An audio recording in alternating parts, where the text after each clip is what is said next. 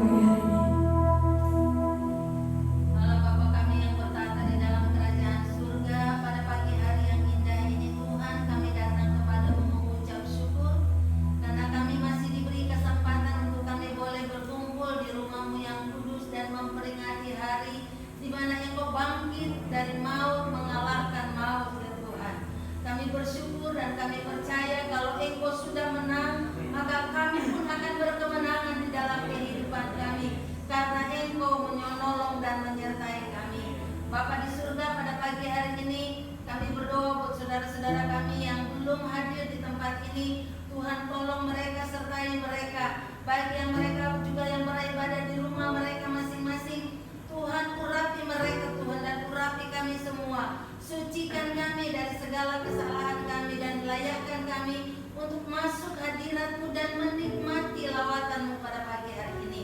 Urapi setiap hamba-hamba-Mu yang melayani ya Bapa. Biarlah ibadah hari ini menjadi ibadah yang luar biasa, yang akan menjadi titik tolak di dalam kehidupan kami untuk kami hidup lebih baik dan lebih benar lagi di hadapan-Mu. Terima kasih Tuhan, kami undang Engkau hadir dan mengurapi kami semua. Kami membuka ibadah kami pada pagi hari ini hanya di dalam nama Tuhan Yesus Kristus. Haleluya. Amin. Saya sapa sekali lagi. Shalom. Shalom. Ada kemenangan hari ini, amin. Haleluya. Berikan kata-kata pujian untuk teman-teman di samping kiri kananmu. Kau ganteng hari ini, kau bersukacita hari ini, kau luar biasa hari ini, amin. Puji Tuhan. Kita mau bersorak bagi Tuhan. Kita mau bersukacita, kita mau bikin hari ini surga bersukacita. Kerahkanlah kekuatan-Mu ya Allah. Kerahkanlah kekuatan-Mu ya Allah.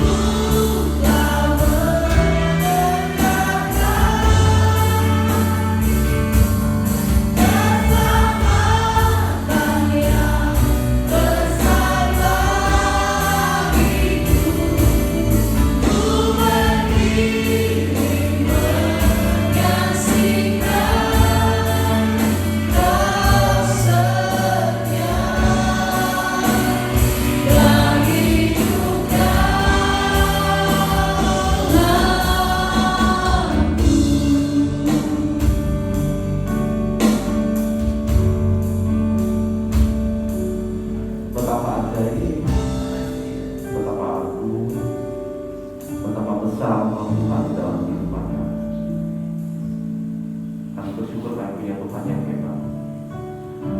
Kami bersyukur kami punya Tuhan yang selalu menjaga langkah-langkah kami. Kami bersyukur karena kami punya Tuhan yang selalu mencukupi segala kebutuhan kami. Betul Tuhan, ada kalanya kami tidak mengerti apa yang kami hadapi dalam kehidupan kami. Tapi kami tahu satu hal, kami tahu bahwa kami punya Tuhan yang setia. Kami tahu kami punya Tuhan yang tak pernah meninggalkan kami. Kami tahu kami punya Tuhan yang selalu memberikan yang terbaik dalam kehidupan kami. Kami bersyukur kami punya Engkau. Kami bersyukur kami punya sahabat yang baik. Kami bersyukur karena kami tahu bahwa kami punya Tuhan yang selalu mendampingi kami dalam segala keadaan dan dalam segala situasi. Berterima kasih atas kebaikan Tuhan, berterima kasih atas penjagaan Tuhan, berterima kasih atas segala sesuatu yang telah Kau beri dalam kehidupan kami. Nah, pada saat ini kami merayakan Paskah. Kami tahu Tuhan bahwa hidup kami juga menang bersama-sama dengan Tuhan. Kami tahu ya Allah bahwa hidup kami diselamatkan. Dan kami tahu Tuhan, ini adalah kasih-Mu yang sungguh besar dalam kehidupan kami. Bapa Surgawi, sebentar kami akan mendengarkan firman Tuhan. Bapa yang baik, kami rindu oleh firman-Mu, kami lebih mengenal Engkau. Hari ini yang kami rindukan berjalan bersama-sama dengan-Mu setiap hari dalam kehidupan kami. Terima kasih Bapak. Biarlah melalui firman yang kami disegarkan dan kami dikuatkan kembali. Dalam nama Tuhan Yesus, kami sebut firman. Amin. Silakan duduk saudara. Shalom. Sambil saya buka ya.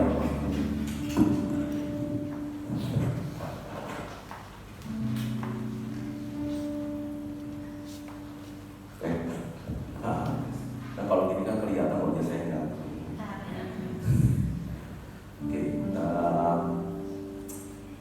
Terima kasih untuk Buya Kolina yang telah mengundang saya pada hari ini untuk berada di depan saudara untuk melayani. Pada saat ini senang bisa bertemu dengan saudara, dan sebelum mulai kita kenalan dulu gitu ya, karena ini siapa nih orang di depan yang badannya tanggung, imut-imut gitu kan. Jadi ini nama saya Daniel Yosafat, dan saya pada saat ini melayani sebagai seorang full time tim pastoral di GSJ BTM Bogor. Dan saat ini juga masih menjabat sebagai, dipercayakan menjabat sebagai sekretaris daerah di GSJ Jawa Barat. Ini. Dan tapi kalau ada kata saudara datang ke GSJ BTM Bogor, gitu ya, saudara tolong pastikan kalau mau ketemu saya, pastikan jemput nama saya lengkap. Gitu. Bisa ketemu Bapak Daniel, ini problemnya dengan nama Daniel. Gitu. Di sini ada yang namanya Daniel? Nggak ada ya? Oh haleluya, haleluya.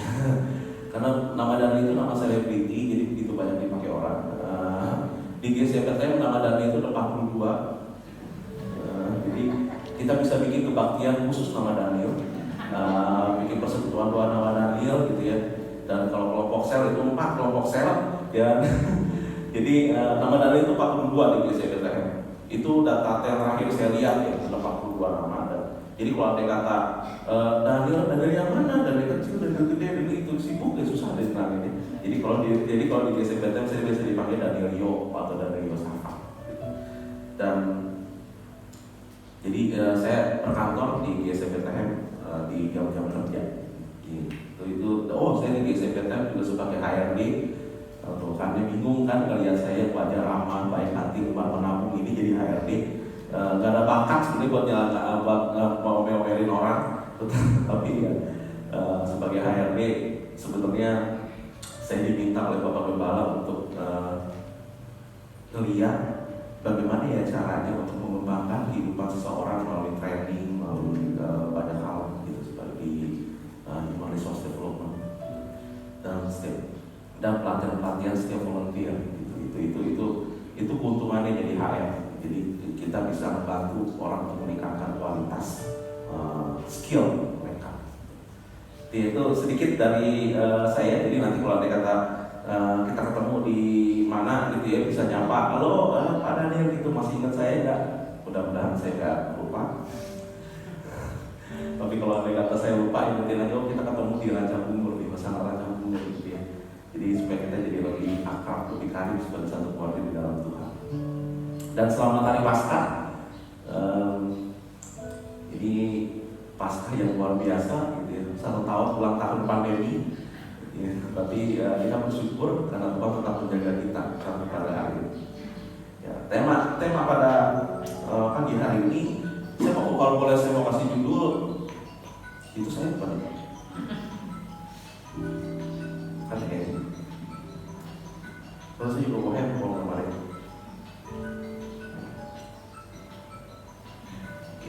Tema pada hari ini, kalau boleh saya mau kasih judul, antara Tuhan, engkau dan saya. Jadi judul khotbah kita pada hari ini adalah antara Tuhan, engkau dan saya. Jadi kenapa kok judulnya modelnya kayak begini? Nanti saya ini ya, kita akan jelaskan karena memang ada hubungan antara Tuhan, engkau dan saya. Jadi memang ada koneksi sebenarnya antara cinta kepada Tuhan dan cinta kepada sesama. Itu yang jadi tema kita pada hari ini. Yohanes 3 yang ke-16 sebagai ayat pokoknya kita. Di judul ini adalah ayat yang saya percaya bahwa ini adalah ayat yang saudara mungkin bisa jadi hafal, dan ini adalah ayat yang paling cukup sering diulang-ulang di dalam kekristenan selama panjang hidup kekristenan. Apalagi kalau kata saudara jadi Kristen semenjak dari sekolah minggu. Ya, dan ini ayat yang kayak hafalan banget kan. Yohanes 3:16 mengatakan seperti ini, karena begitu besar kasih Allah akan dunia ini.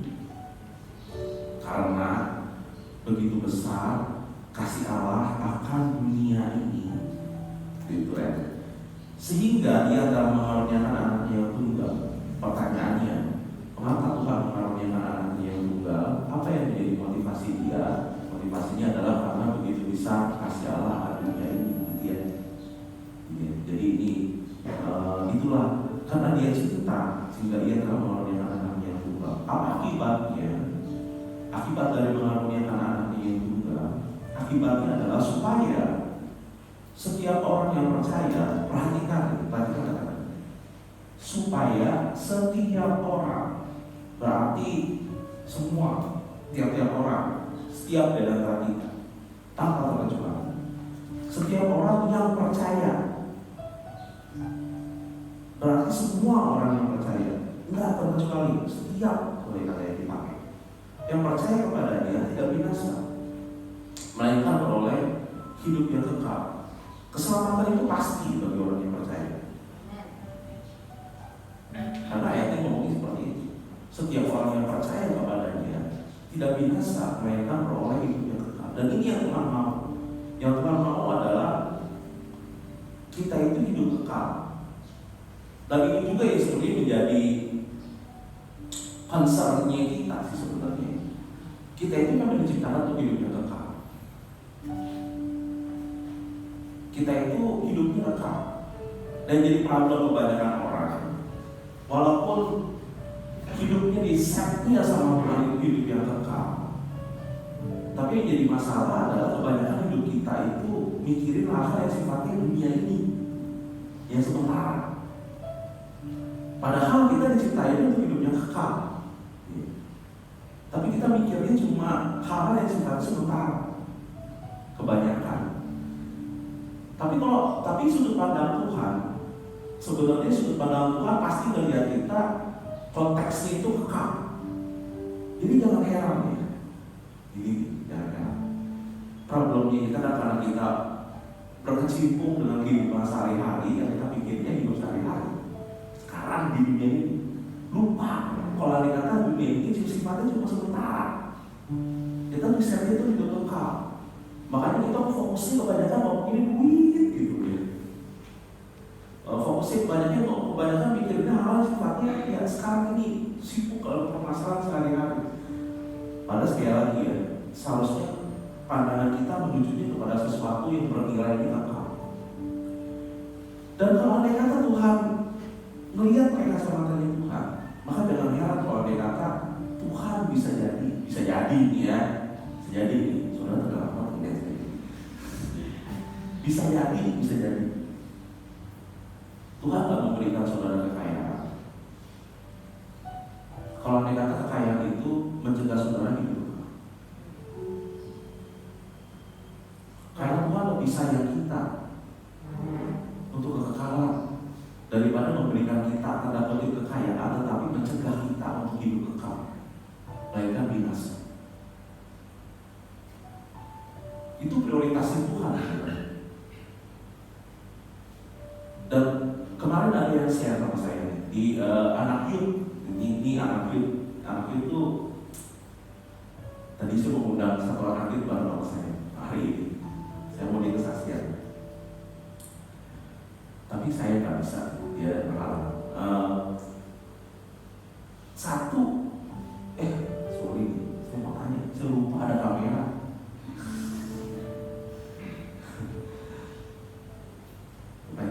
Baik deh, bukan kamera. Oh, iya baik. Sorry. Ini kalau saya korbannya soalnya kebanyakan online ini, terus sekali WhatsApp begini jadi seperti jalan-jalan gitu. Kemarin ada teman yang nanya, anak itu yang nanya ke saya. Anak itu yang ke saya dia bilang begini, kayaknya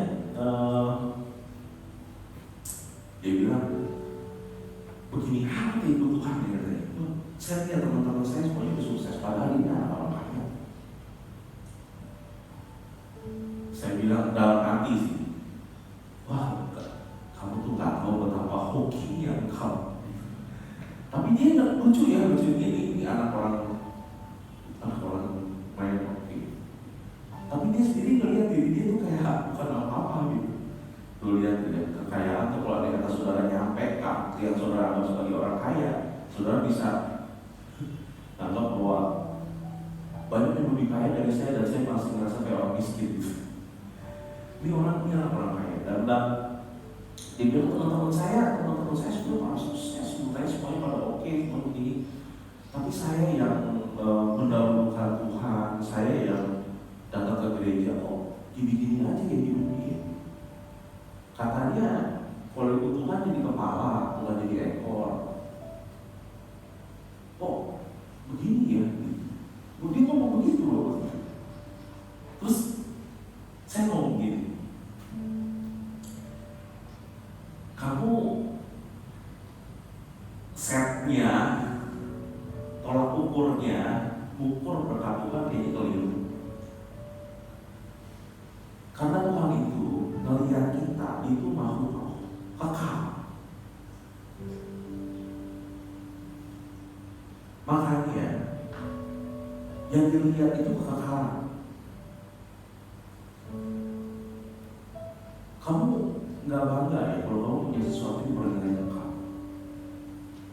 Saya ngomong ini, kepala bukan ekor. Kalau saya bangga kalau dikata saya tuh jadi kepala dalam hal memberi.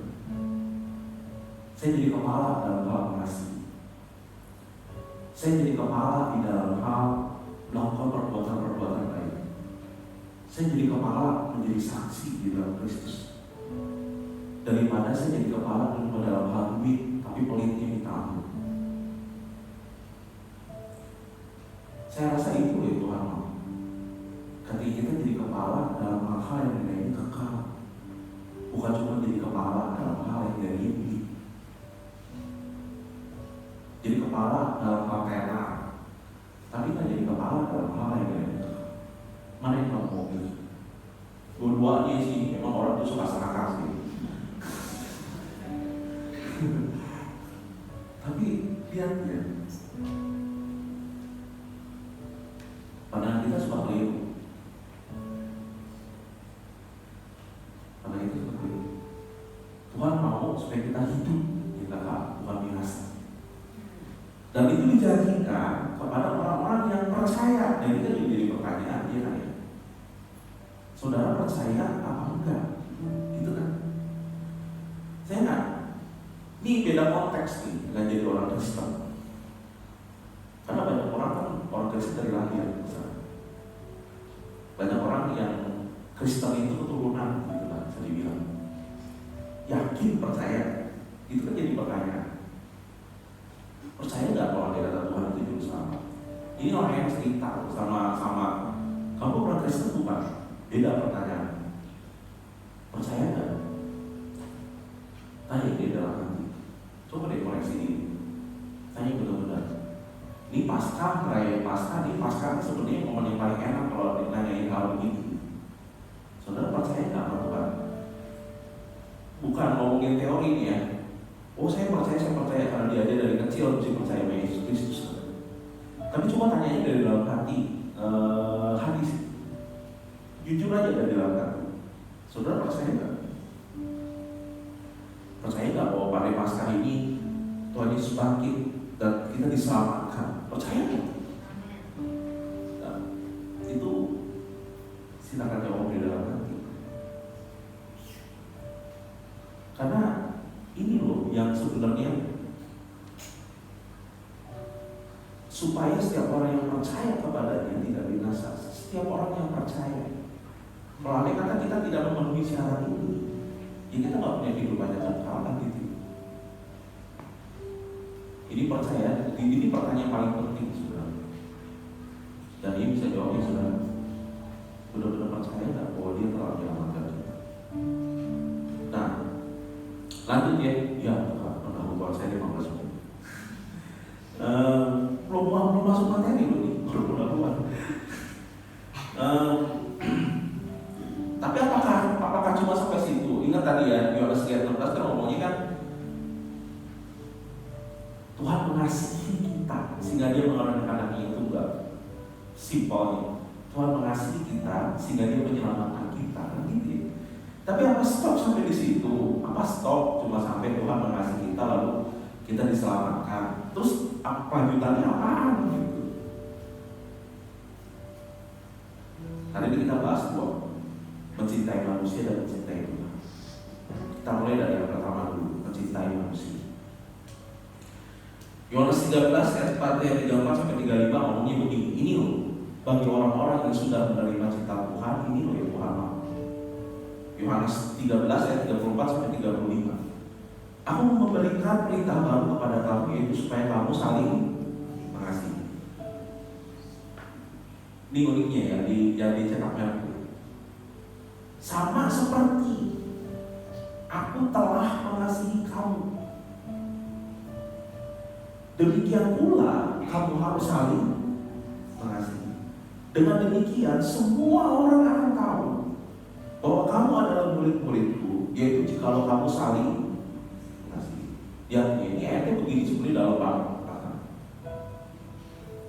Bahasanya pelan-pelan supaya kita gak kehilangan apa yang Tuhan mau.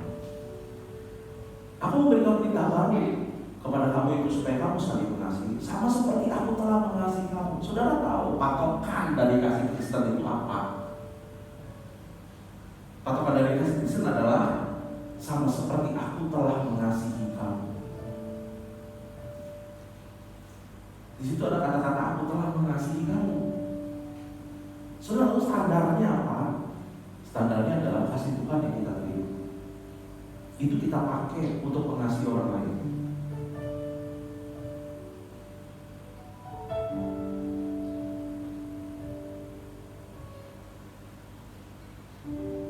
Ya, kasih Tuhan yang boleh kita terima.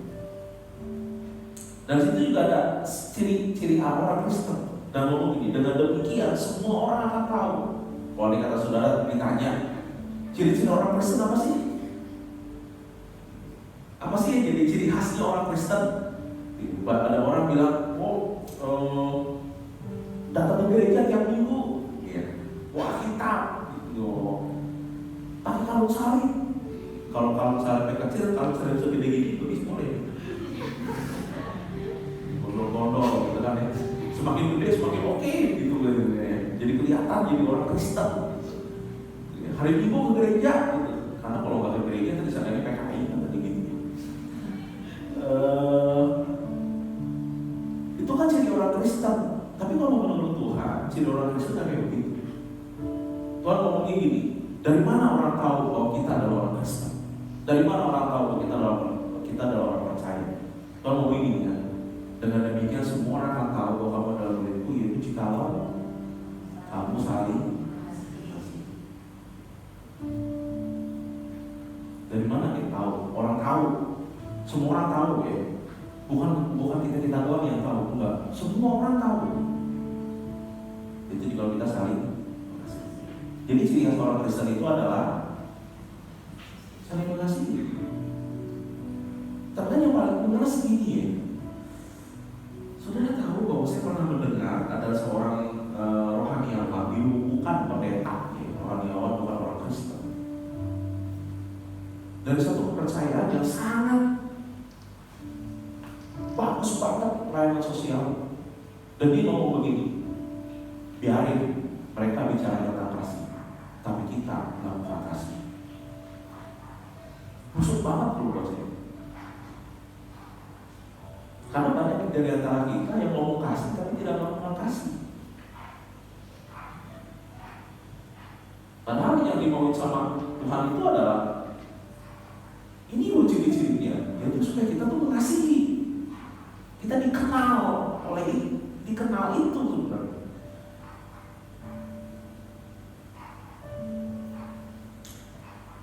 Dan standar kasihnya adalah ya besar kasih yang kita berikan kepada sesama ya sama besar dengan cinta yang kita terima dari Tuhan. Berarti kan begini dong. Berarti kita harus merasakan kasih Tuhan terlebih dahulu sebelum kita bisa ngalirin kepada orang lain. Betul? Kan Tuhan ngomong ini sama seperti aku telah mengasihi kamu, demikian pula kamu harus saling mengasihi. Berarti kita mesti ngerasain dulu kasih Tuhan seperti apa sebelum kita bisa mengasihi. Kenapa orang gagal untuk mengasihi? Jangan sih. Kenapa orang gagal untuk mengasihi? Karena dia nggak pernah ngerasain cinta Tuhan itu kayak apa. Pada waktu ada juga seseorang yang pernah datang kepada saya dan kisah di keluarganya unik dan menarik. Benar. Saya kira cuma ada di sinetron, ternyata enggak. Ini lebih gila dari sinetron misalnya. Lebih gila dari sinetron. Jadi ibunya ninggalin dia gitu. Jadi kacau deh pokoknya, kacau. Tapi di masa tuanya ini anak dendam banget tuh sama mamanya. Dendam sama mamanya. Alkitab bilang seorang ibu tidak pernah melupakan anaknya. Gitu ya. Tapi dia ngomong begini, mama saya bisa melupain saya. Itu omong dia saya mendengar omongan dia itu kayak dia tuh ngucapin itu sakit hati kalau ibunya ditinggal sama mamanya. Tapi pada akhirnya dia belajar untuk mengakui. Dan di masa tuanya mamanya itu dirawat sama dia. Tapi mamanya nggak tahu kenapa, justru dia kayak masih kayak suka ninggalin anaknya gitu. Anaknya dicuekin, anaknya nggak ngerti gitu. Terus dia bilang, saya belajar untuk mengasihi. Tapi kenapa mama saya begitu ya? Itu membuat saya sulit untuk mengasihi kalau dia modelnya kayak begitu. Yuk kita doa bareng-bareng, yuk mas saya. Mau tahu apa yang kita doain sama-sama? Kita doain supaya mama kamu ketemu Tuhan, bukan nyumpahin dia meninggal nih ya. Karena ketemu Tuhan konteksnya kan bisa benar-benar ketemu Tuhan gitu kan ya. Tapi yuk kita doa sama-sama supaya mama kamu betul-betul ketemu Tuhan. Karena kita gak bakal bisa mengasihi kalau dia kata gak bicara sama Tuhan. Kita doain sama-sama. Dan ini pergumulan kita. Sama seperti aku telah mengasihi kamu, kata Tuhan itu begitu. Soalnya kamu kalau kita tidak pakai kekuatan kita sendiri, kita gak bisa mengasihi. Kita butuh Tuhan untuk mengasihi. Sama sebegitunya. Kita mesti merasain dulu kasih Tuhan itu seperti apa, baru kita bisa mengasihi. Jadi Ada kalanya kita sok jago gitu. Saya bisa kok mengasihi. Enggak sebenarnya. Nanti kita bahas lebih dalam. Kita butuh Tuhan. Bahkan untuk mengasihi lagi kita butuh Tuhan. Soalnya untuk mengasihi kita butuh ketemu sama Tuhan. Baru kita bisa mengasihi. Standarnya kasih Kristen tuh sebenarnya standar Tuhan mengasihi saya.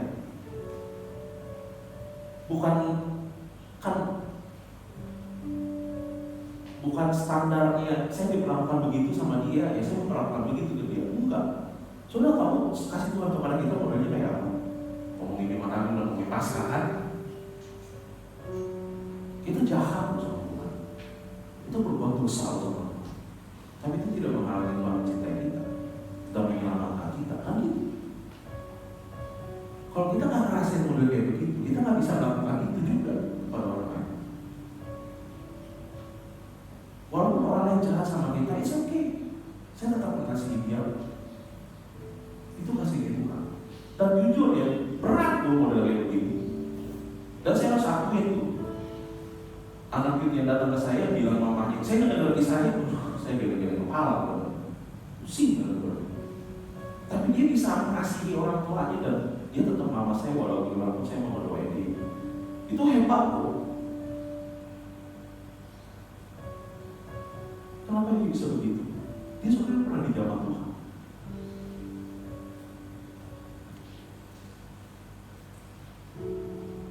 Untuk mengasihi, kita mesti dikasihi dulu, mesti ngerasain dulu kasih Tuhan itu kayak. Jadi kegagalan seorang mengasihi bisa jadi karena orang tersebut gak pernah ngerasain kasihnya Tuhan kayak apa.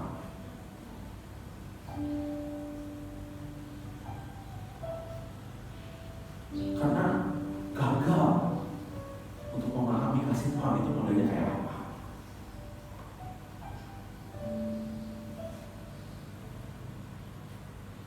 Lanjut ya, dalam sedikit. Ini hari ini soalnya agak dalam dikit. Saudara sudah serius banget ya. Jadi agak sedikit dalam. 1 Yohanes 4 ayat 20 sampai 21 ngomongin begini.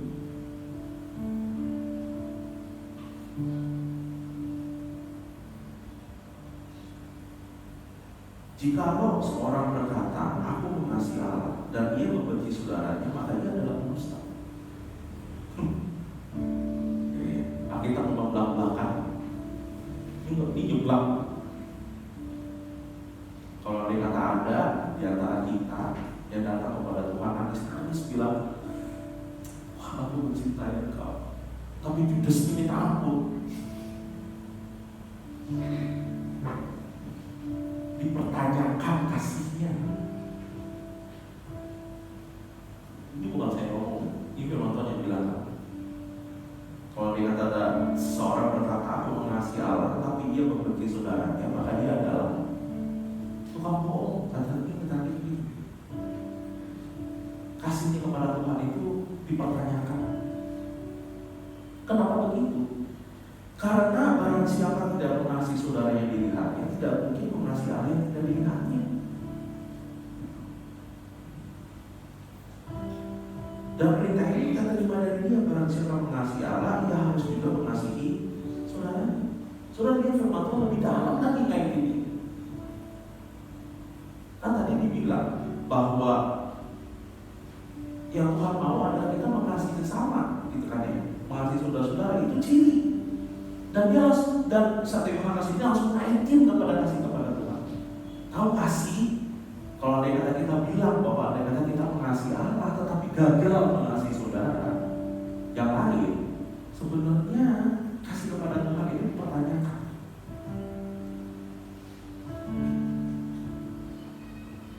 Jadi sekarang tanya, saudara ada gagal mengasihi enggak? Saya gagal mengasihi. Kegagalan mengasihi sesama. Nah ini yang bikin saya khawatir. Saya dari sini soalnya. Kegagalan mengasihi sesama itu kegagalan mengasihi Tuhan. Langsung naik tuh, jadi kunci. awalnya kata ada orang bilang nangis malah di gereja, aku mengasihi Engkau Yesus, tapi dalam hati biar mampus Tuhan dengan segenap hatiku, tapi dalam hati di hati aku perlu jadi aku tutur aku coba bilang gombal, rayuan gombal. Tuhan ngomong bisa ngomong kayak begitu.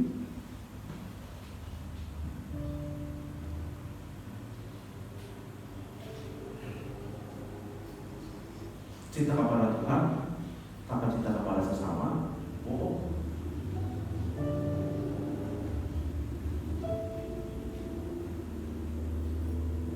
Yang di luar dari suami istri saling mengasihi enggak? Orang tua dan anak nggak nyangka kan bahwa masalah mengasihi ini bisa mengganggu hubungan dengan Tuhan.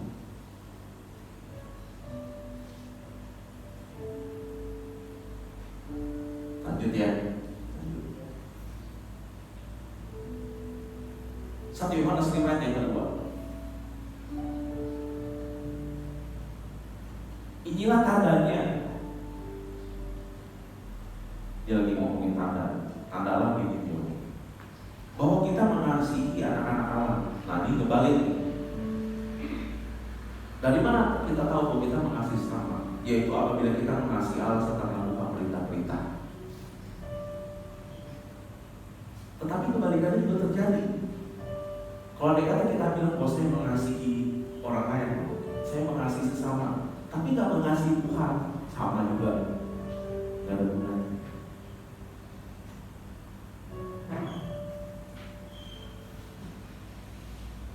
Apabila ngomong cinta, tapi nggak membuktikan cinta kepada Tuhan, berarti cinta itu bukan cinta sejati. Cinta kepada manusia, tapi tidak mencintai Tuhan, itu bukan cinta sejati. Jadi yang benar gimana dong? Yang benar dua-duanya jalan, keduanya berjalan sejalan, selaras. Cinta kepada Tuhan dan kepada manusia berhubungan satu sama lain. Kita untuk yang terutama. Yang terutama kan ngomongnya begini. Markus 22 ayat 27, Markus 22 ayat 33 sampai 40 bilang kayak gini. Yohanes pada Tuhan kasih Tuhan Allah dengan segala hatimu, dengan segala jiwamu, segala kelabuhimu. Itulah hukum yang terutama dan yang pertama. Dan hukum yang kedua yang sama dengan itu ialah hasil sama manusia seperti dirimu sendiri. Pada kedua hukum ini tergantung seluruh hukum Taurat dan kitab para nabi. Kita memandang kedua hukum ini terpisah dan berdiri sendiri-sendiri. Tapi sebenarnya nggak kayak begitu kadang. Kenapa? Karena perintah yang satu nggak bisa dijalani tanpa perintah yang kedua. Dan perintah yang kedua nggak bisa dijalani tanpa perintah yang pertama. Dua-duanya jalannya itu selaras dan beriringan. Kalau dia kata kita bilang bahwa kita mengasihi sesama tapi nggak mencintai Tuhan, bohong. Tapi kebalikannya juga terjadi. Kalau dia kata kita bilang bahwa saya mencintai Engkau Tuhan, tetapi dalam hati ada kebencian sama orang lain, itu juga bohong.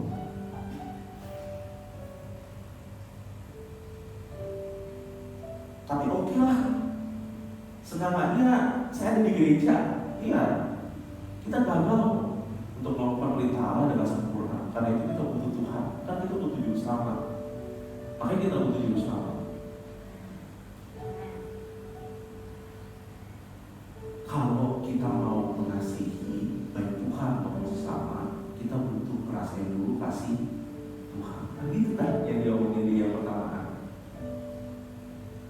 Sebagaimana kita telah mengasihi kami, kasihlah satu dengan yang lain. Saudara mau berhasil dalam hal mengasihi, saudara mesti ketemu sama. Mesti ketemu sama.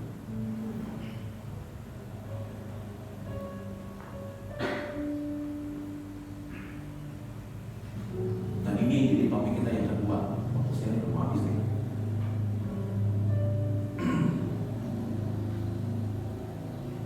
Mencintai Tuhan, mencintai Tuhan. Saya ulang sampai ayat ke-20. Jika seorang berkata aku mengasihi Allah tapi ia membenci saudara, maka ia adalah dusta. Barang siapa tidak mengasihi saudara dirinya, tidak mungkin mengasihi Allah yang tidak dirinya. Oke, ini yang tadi kita ngomongin kan. Oke, kasih itu karena dibilang bahwa gak mungkin mengasihi Allah kalau kita tidak mengasihi saudara. Kasih itu apa sih sebenarnya kita lihat? Kasih itu apa? 1 Korintus 13 ayat 4 sampai 5 ngomong gini, kasih itu sabar, kasih itu murah hati, tidak cemburu, tidak berhati, tidak sombong, tidak sopan, tidak percaya pada diri sendiri, tidak pemarah, tidak beriman sama orang lain. Simpelnya. Ya. Dari sekian banyak karakteristik di situ, simpelnya sebenarnya kasih itu kehilangan ego sebenarnya. Kasih itu sebenarnya ada kehilangan ego. Sudah tahu lawan kata dari cinta itu apa? Saya pernah nanya pernah waktu itu khotbah di sekolah teologi, salah satu sekolah teologi, dan saya tanya kepada siswanya, saudara tahu lawan dari cinta itu apa? Jawaban kebanyakan orang adalah benci. Itu namanya. Lawan dari cinta itu adalah benci, bukan. Lawan dari cinta itu bukan benci.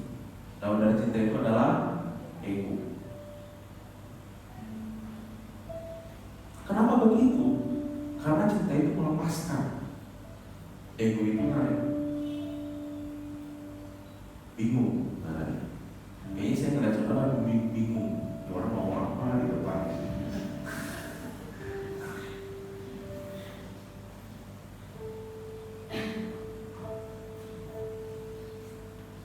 Cinta itu melepaskan. Coba nanti next slide. Nah ini dia nih yang sama. Cinta itu senang ketika dia mampu untuk memberi sesuatu pada orang. Itu ya, kalau kita mencintai, kita pengen mengasihi, memberi, melepaskan. Tapi ego itu beda. Ego itu narik. Cinta itu melepaskan, memberikan sesuatu. Kalau kita mengasihi seorang lain, kan kita mau melakukan sesuatu buat dia. Cinta kepada anak itu ngasihkan, melindungi. Jadi kita nih ngelepasin yang ada dalam hidup kita tuh dia. Ego enggak. Dia punya apa ya yang bisa saya tarik ya? Dia apa nih ya yang bisa saya ambil dari dia? Itu ego. Jadi sebenarnya ini lawan kata dari cinta itu ego.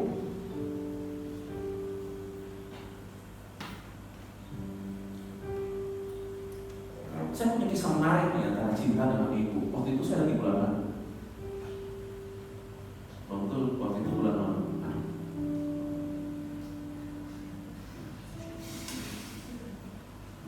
Waktu saya bulan madu. Saya bulan madunya ke Jogja.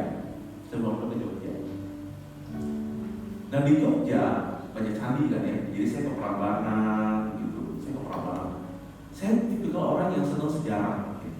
Saya suka sejarah. Jadi saya ke Prambanan, saya ngeliat Prambanan. Di Prambanan bagus banget candinya, dan saya duduk di Prambanan, saya duduk di pagar di dekat sama candi ini, duduk sampai ngeliat itu candi sampai luar biasa, cantik, arsitekturnya bagus banget, cantik banget.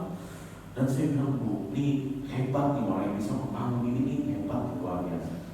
Terus saya ngomong, bagus sih saya, istri saya.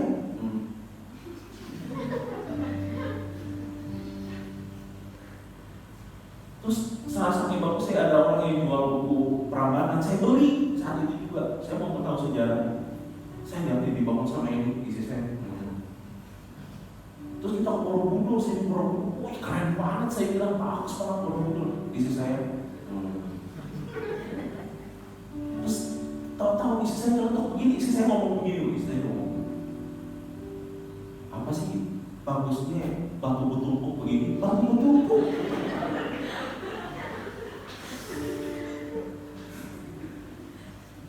Saya bilang karya arsitektur yang indah. Istri saya bilang batu betumpuk. Apa sih bagusnya batu betumpuk begini? Bingung juga. Terus saya tanya sama dia, kamu gak suka kita pergi ke tempat-tempat begini? Enggak. Kenapa kamu gak bilang?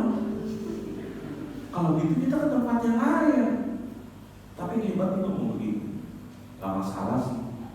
Yang penting kebersamaan kita aja. Lagi bulan madu sih.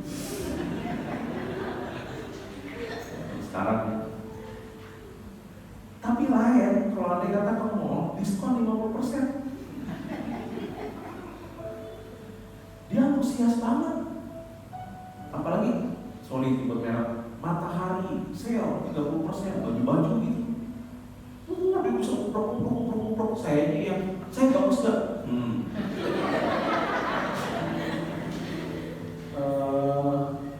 Ini bagus gak buat ini? Dari sini, sono, sini, ujung sono, ujung sini, podo. Bener deh. Saya ini ya. Dia antusias banget, sama seperti saya antusias di Pratana, dia antusias di diskon. Tapi kalau ditanya, kamu capek? Pegel sih. Kenapa? Kok nemenin? Kenapa nemenin? Yang penting kita sama-sama. Ya dia. Kalau kita mau ego-egoan berdua dia, lagi saya ke Prambanan, dia ke mall. Tapi kita nggak bakal pernah ketemu. Jangan mas. Ada caranya. Kita mesti ngelepasin ego. Dan kalau ngomongin soal Tuhan, Tuhan gue bikin ketemu sama Tuhan. Ini yang Tuhan. Waktu si Medical ngomong kayak gini, berbahagia orang yang miskin di hadapan Allah karena mereka tidak punya kerajaan surga. Lo tahu? Yang Tuhan bilang orang-orang yang punya kerajaan surga, yang Tuhan bilang orang-orang yang bertemu dengan Tuhan bersama-sama dengan Tuhan adalah orang-orang yang miskin. Tahu? Kalau orang miskin itu kayak gimana? Orang yang gak punya apa-apa, orang yang ngerasa punya apa-apa, gak ngerasa punya apa-apa. Orang yang ketemu dengan Tuhan adalah orang-orang yang merasa bahwa dia memang gak punya apa-apa. Dan saya percaya begini, pertemuan kita dengan Tuhan akan membuat kita merasa bahwa kita gak punya apa-apa.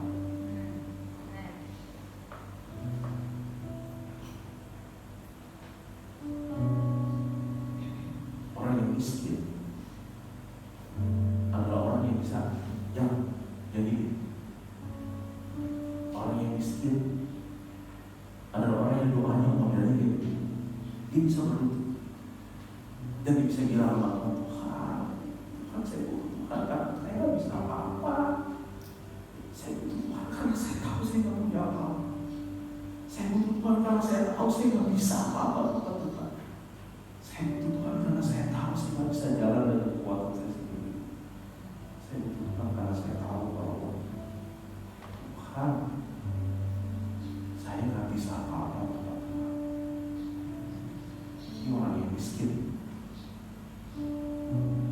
Orang yang miskin.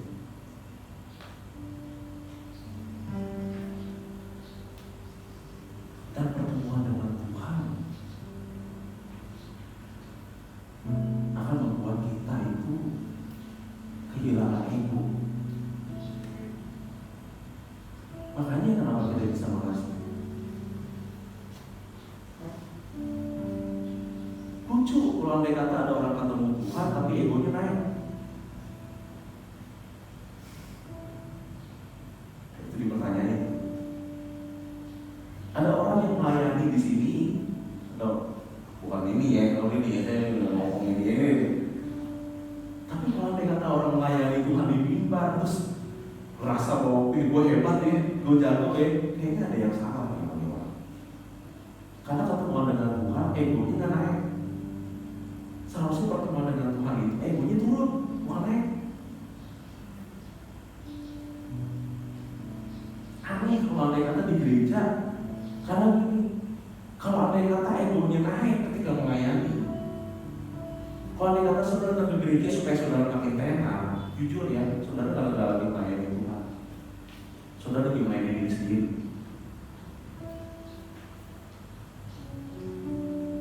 Kalau karena melayani di sini, jadi saudara jadi, gue hebat ya. Karena kalau andai kata saudara kemarin memberi, gue baik hati ya. Kalau karena saudara datang kemarin dan ketika saudara melakukan sesuatu sudah bilang, oh di gereja ini kalau nggak ada gue nggak bisa jalan. Kalau ini pakai bahasa Betawi ya. Soalnya jangan lagi nggak melayani Tuhan, tapi saudara lagi melayani diri saudara sendiri. Karena ketemu dengan Tuhan membuat saudara kehilangan itu, bukan nama itu.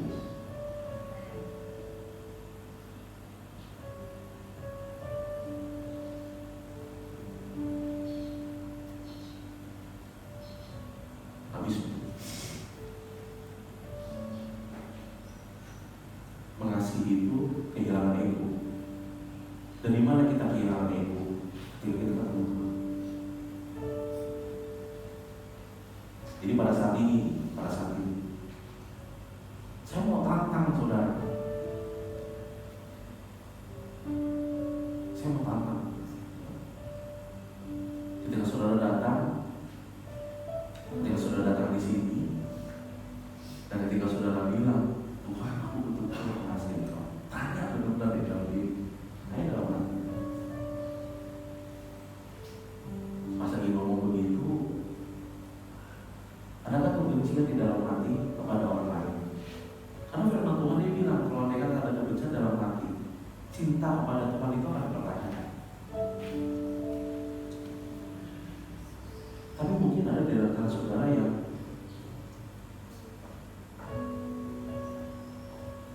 ngomong begini, oke, bukan. Melalui firman ini karena saya sadar, saya tahu, saya mau mengubah diri saya. Saya mau mengubah diri saya.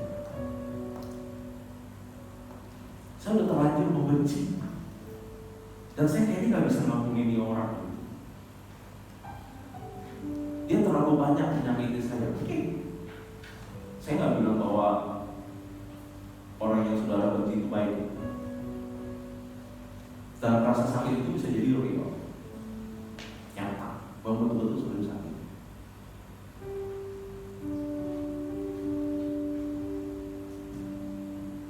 Tapi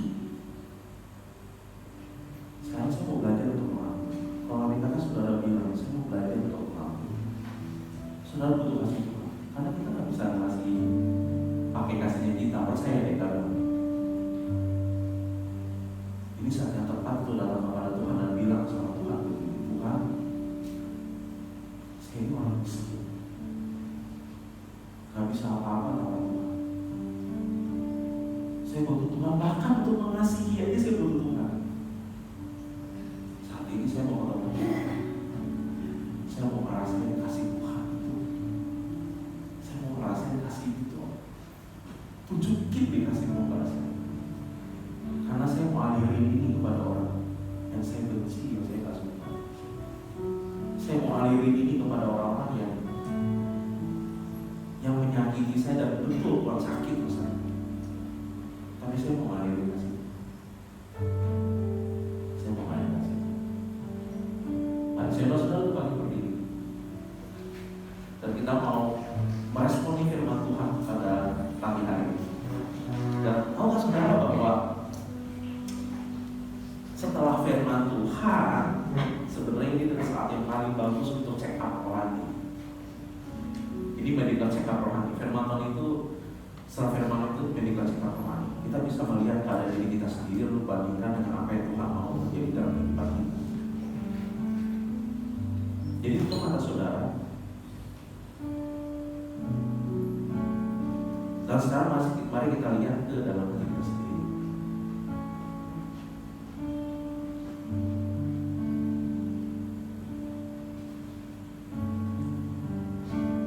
Ada rasa benci di situ.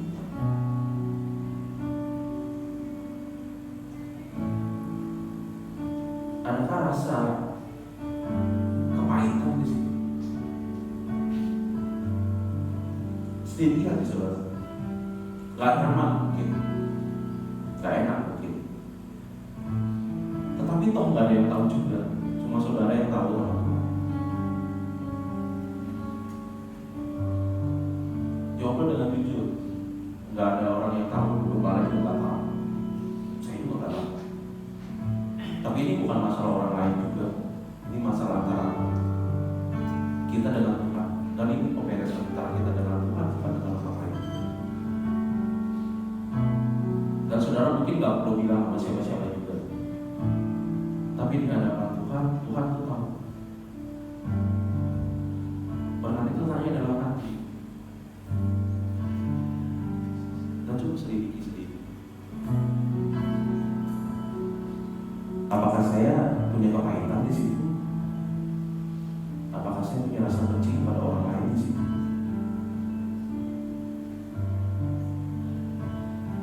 Atau tanya kepada diri sendiri, apakah saya egois? Apakah saya menarik perhatian orang, mengambil keuntungan dari orang lain, atau saya kasih?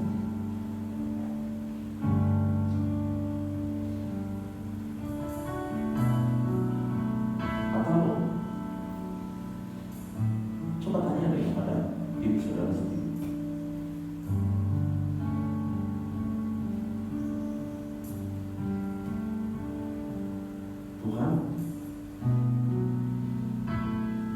Apakah aku munafik? Tidak, aku ngomong sama Tuhan, aku mengasihi Engkau, tapi pada kenyataannya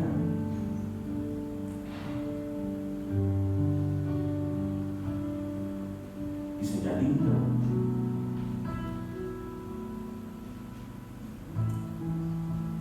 Tuhan bilang, inilah yang aku mau. Sebagaimana aku telah mengasihi kamu, demikian pula kamu harus saling mengasihi. Rasa ini datang kepada Tuhan. Ada yang pemberesan sama Tuhan, bukan sama dengan orang lain. Coba lakukan pemberesan dulu pada Tuhan pada saat ini dan bilang sama Tuhan, Tuhan,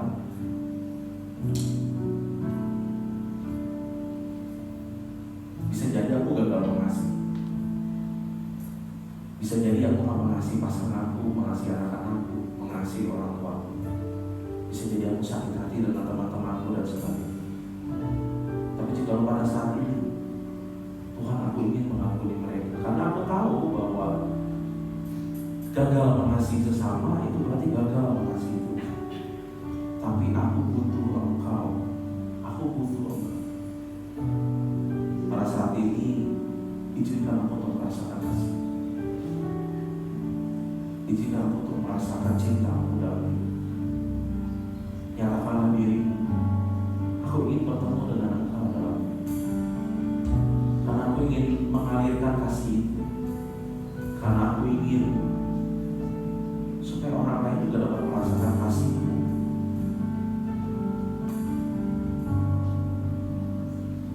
melalui aku. Karena aku ingin ya Tuhan, supaya mereka juga dapat merasakan bahwa Engkau adalah Tuhan yang mengasihi mereka melalui apa yang aku kerjakan dengan aku. Ajar aku untuk mengasihi mereka yang menyakiti aku. Ajar aku untuk mendoakan mereka yang mungkin melakukan kesalahan kepada diri.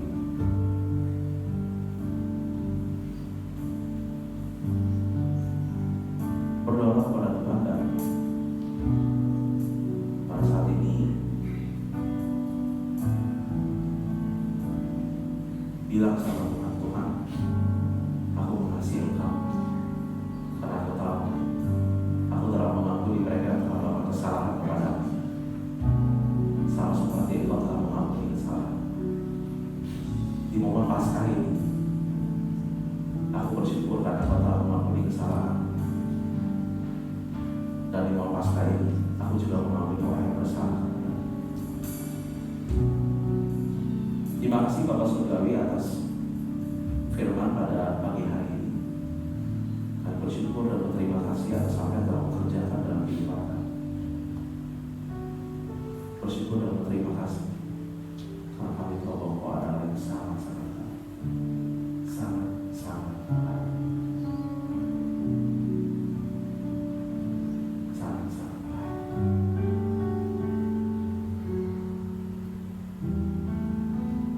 Tuhan, inilah hidup.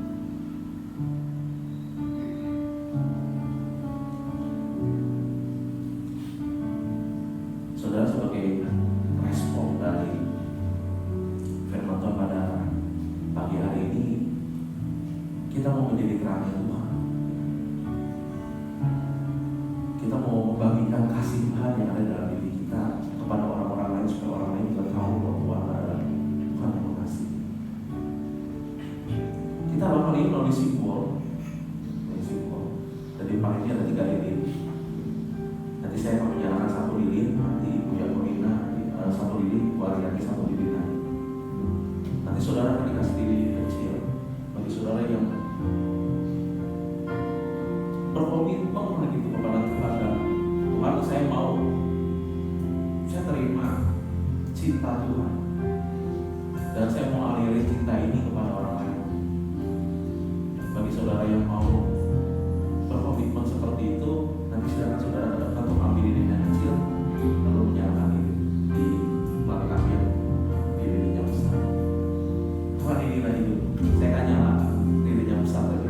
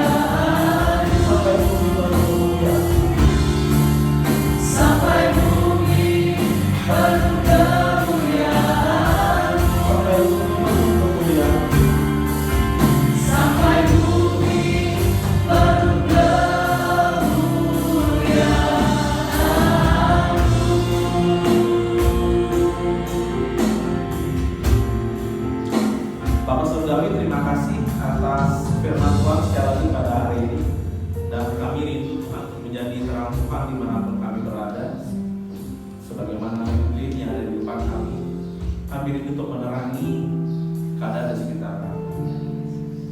Kami ingin membagikan kasih Tuhan karena kami telah merasakan kasih Tuhan.